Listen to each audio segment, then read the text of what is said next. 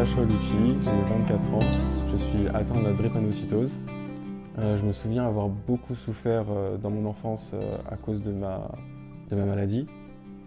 Il y avait énormément de choses que je ne pouvais pas faire. C'était un peu contraignant au quotidien, mais il faut bien s'adapter dans la vie.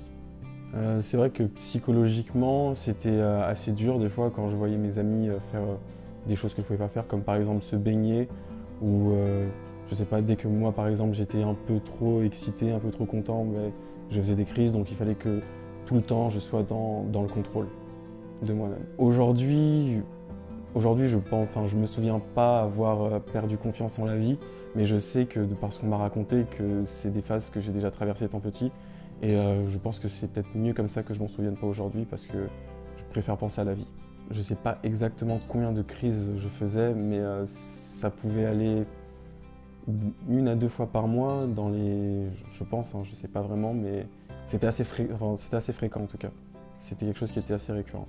Alors quand ma mère est revenue avec la naturopathie, il y a eu beaucoup de choses qui ont changé dans la maison par rapport au repas déjà, tout ce qu'on mangeait, tout était plus contrôlé, on était maintenant dans le cru. Avant on pouvait manger de la viande le midi et le soir, et là par exemple la viande elle était limitée seulement au week-end. Les céréales aussi le matin, je me souviens c'était quelque chose qu'avant on avait tout le temps, et quand elle est revenue il n'y en avait plus. Donc voilà, c'était surtout au niveau alimentaire que j'ai ressenti énormément de changements, et c'est assez dur de s'adapter. La première chose dont je me souviens, c'était vraiment au niveau alimentaire. Tout ce qui était dans le frigo, elle le prenait, elle a tout pris, elle a jeté à la poubelle, tout ce qui était antispécifique, comme elle disait. On a dû utiliser des méthodes pour se nettoyer, donc aussi dont on n'avait pas forcément l'habitude. Et ça a été surtout ça les 2 changements. D'abord le côté alimentaire, manger spécifique, et ensuite tout le travail qu'on a pu faire après sur nous-mêmes. Donc après tout ça, franchement, je vais pas vous mentir que ça arrive, les résultats, ils arrivent assez vite, surtout quand on est très intoxiqué en fait. Après 2 semaines vraiment en tenir au spécifique, ben, notre corps a eu quand même le temps de se nettoyer, et même si on passe par des tempêtes humorales, au bout d'un moment, on se rend compte vraiment qu'on va mieux. Même quand on se regarde dans le miroir, on voit qu'il y a un changement qui s'est effectué sur nous-mêmes. Les changements que moi, personnellement, que j'ai vus, j'avais beaucoup de boutons. J'en ai eu un peu moins, ma peau était un peu plus belle. J'avais aussi des problèmes de peau.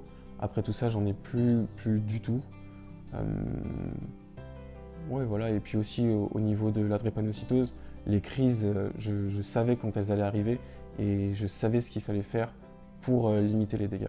Aujourd'hui, je me sens bien, je me sens comme quelqu'un de normal, j'ai envie de dire. Je ressens plus du tout les effets de ma maladie dans mon quotidien, de par justement la naturopathie et le fait de se gérer tout seul avec son alimentation et l'hygiène de vie. Dans mon quotidien, franchement, c'est difficile de tenir tout ce qu'on nous a appris quand on était plus petit, parce que quand on était petit, on n'avait qu'à suivre en fait, tout était là et puis on suivait et puis c'était comme ça.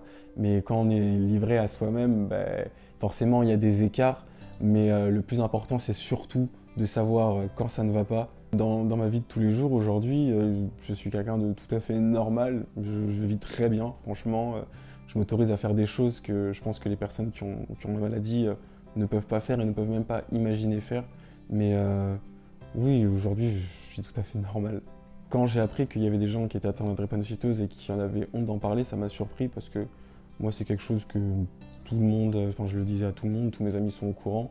Il n'y a pas de tabou sur ça dans ma famille. Au contraire, on s'est organisé, enfin toute la famille s'est un peu organisée autour de ça en fait. C'est vraiment, ça a déclenché, ça a été un élément déclencheur dans notre famille, et on est tous passés grâce à ça à un mode de vie qui est plus adapté en fait à un être humain. Les gens qui sont atteints de drépanocytose, je pense vraiment qu'il faudrait en parler. C'est pas quelque chose dont il faut avoir honte, c'est pas de votre faute si vous êtes atteint. C'est comme ça, c'est vos parents qui avaient des dispositions pour vous le transmettre, donc du coup c'est pas de votre faute, donc faut en parler, et il y a des solutions qui existent.